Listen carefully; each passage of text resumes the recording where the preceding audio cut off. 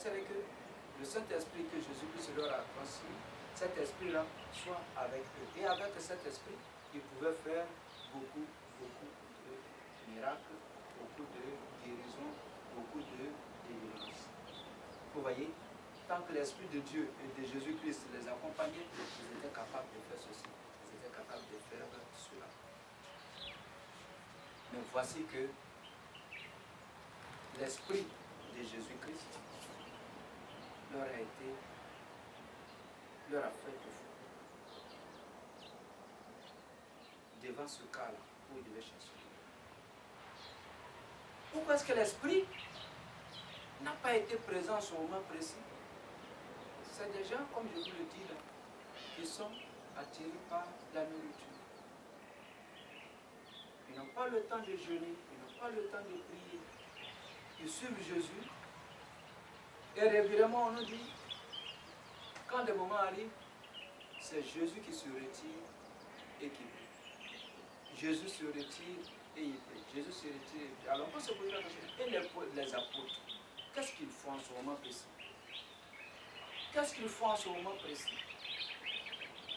Souvent, il les libère. Il leur dit, mettez-vous à l'écart et reposez-vous.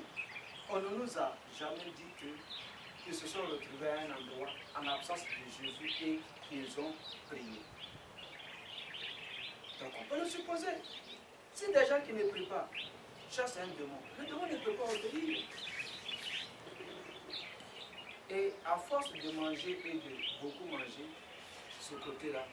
Donc, pour que ces apôtres-là se fortifient dans leur mission d'apôtre, ils devaient détruire de leur vie deux choses. Le trop manger et le doute qui s'est installé. Parce qu'une fois que le Saint-Esprit ne les habite pas, une fois que l'onction de Jésus-Christ ne les habite pas, ils perdent tout le contrôle de leur orientation apostolique et ils peuvent faire du n'importe quoi. Quand vous remarquez dans notre vie, il y a beaucoup de bergers, de modérateurs, beaucoup de pasteurs et autres, quand vous les voyez, ils agissent sous la jonction. Et si vous remarquez, quand on vous parle de certains pasteurs et prophètes et ainsi de suite, quand vous suivez leur manière de prier, ils ont cette onction-là de chasser un type de démon. Et si vous arrivez à certaines évangélisations, ce prédicateur, ce modérateur, ce fondateur, je ne sais pas quoi, cet berger, ce berger, a l'onction de guérir un type de maladie. Tous les autres seront là, mais c'est ce groupe de maladies seulement qui sera favorisé et guéri, et les autres seront là. Pourquoi? Parce que c'est cette onction-là qu'ils ont reçue. C'est cette onction-là qu'ils ont reçue. Une fois que l'onction leur a été retirée, une fois qu'ils ne sentent plus l'onction les habiter, la prière s'arrête. Parce qu'ils ne vont plus au-delà. Jésus ne veut pas ça. Il dit donc à ses apôtres, si mon onction vous quitte, vous devriez continuer de prier avec la foi. Or, cette foi-là, ils ne l'ont pas. Cette foi-là, ils ne l'ont pas. Voici pourquoi il les a appelés. Parce que vous êtes incrédules. L'incrédulité vous a habité et vous avez fait échec devant ce démon. Pourquoi ils ont été habités par l'incrédulité? Parce qu'ils n'ont jamais expérimenté cette foi qui déplace les montagnes.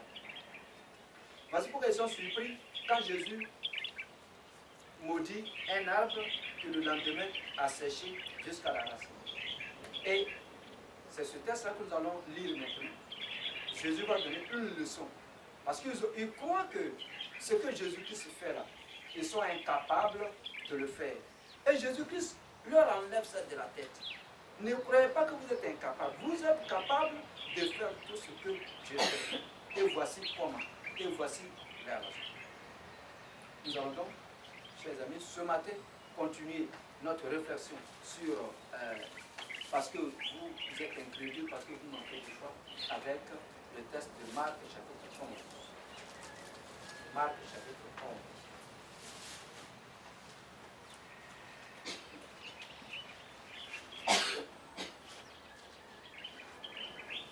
Chers amis, avec Marc chapitre 11, nous allons aller en eau profonde pour découvrir le message de Jésus-Christ sur la foi. Mais il faut le savoir. Il faut le savoir. Les disciples ont échoué parce qu'ils passaient leur temps à manger. Ils passaient leur temps à manger.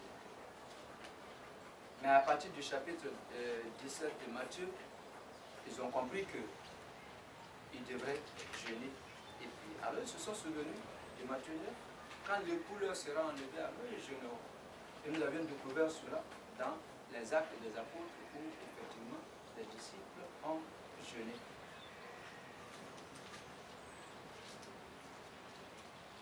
Une lecture de Marc 11 à partir du verset 20.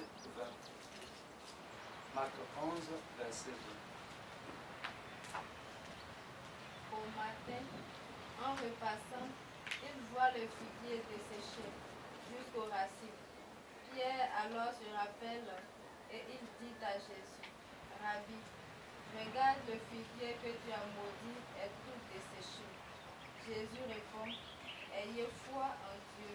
En vérité, je vous le dis, si quelqu'un dit à cette montagne, enlève-toi et jette-toi dans la mer, il ne faut pas qu'il hésite.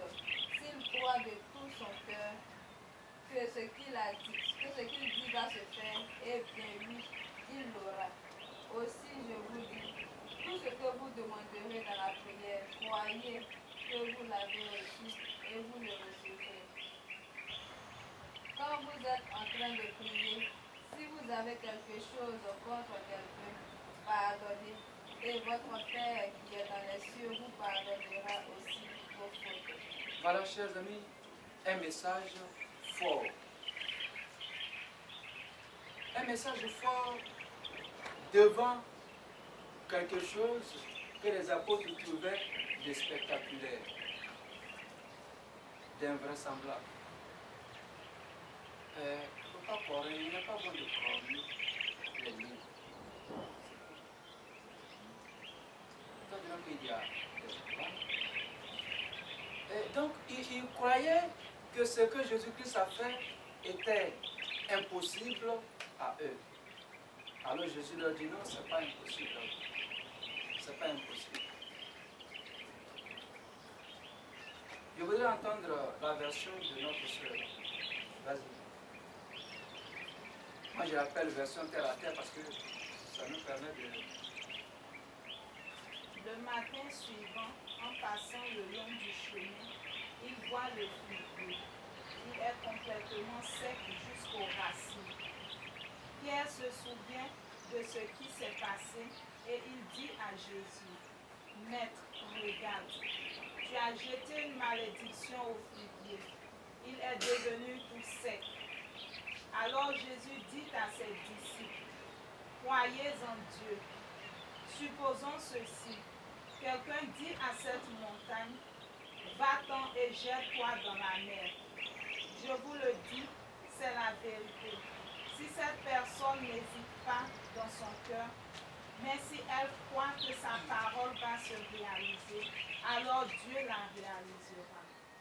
C'est pourquoi je vous le dis, quand vous priez pour demander quelque chose, croyez que vous l'avez reçu et Dieu vous le donnera. Et quand vous êtes debout pour prier, pardonnez à ceux qui vous ont fait du mal. Alors votre Père qui est dans les cieux vous pardonnera aussi vos fautes. Merci. Cette parenthèse, le verset 25, juste une parenthèse, pour voir que, quelle que soit cette force que nous avons de prier, il est bon de toujours faire la paix dans son cœur. Il est bon d'être toujours dans la réconciliation. Il est bon d'avoir des prochains, les aimer comme nous. Parce que une chose est de demander des choses à Dieu, et une autre est d'être en grâce, dans la bonne grâce de Dieu, c'est-à-dire pardonner à l'autre, se réconcilier avec le frère et la soeur. Et une fois que c'est fait, la bénédiction du Seigneur vient plus aisément. Vous comprenez?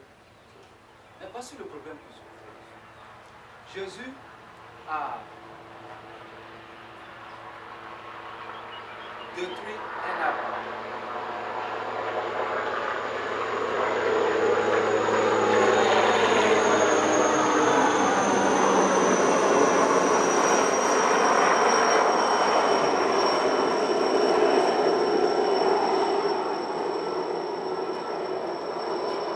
Notre Seigneur Jésus-Christ a détruit un arbre. Selon les apôtres, il l'a maudit. Et Pierre attire son attention au lendemain. L'arbre que tu as maudit a séché jusqu'à la racine. Jésus leur dit, la première phrase qu'il va sortir, c'est « Ayez foi en Dieu. Croyez en Dieu. » Une fois que Jésus met la foi au devant des préoccupations des disciples,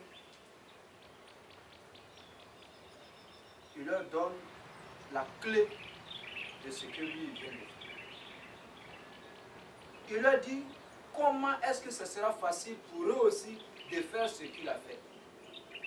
Tellement ils veulent le déifier, il les ramène pour leur dire non. Il leur dit non. Ce qu'il a fait, c'est rien. Si lui il a détruit un arbre, il leur donne l'exemple d'une montagne. Ayez foi en Dieu. Si quelqu'un ne doute pas dans son cœur et qui dit à cette montagne, déplace-toi et jette-toi dans la mer. Jésus dit, si au fond de lui, il n'a pas douté et croit que ce qu'il a dit va se réaliser, il le verra se réaliser. Le plus simplement possible, Jésus expose le phénomène de la foi. Le phénomène de la foi. Maintenant, il les ramène à leur situation d'apôtres, de missionnaires, de témoins de l'évangile qu'ils seront demain. Il leur dit, si vous vous trouvez à un endroit en prière, si vous êtes en prière, si vous demandez quelque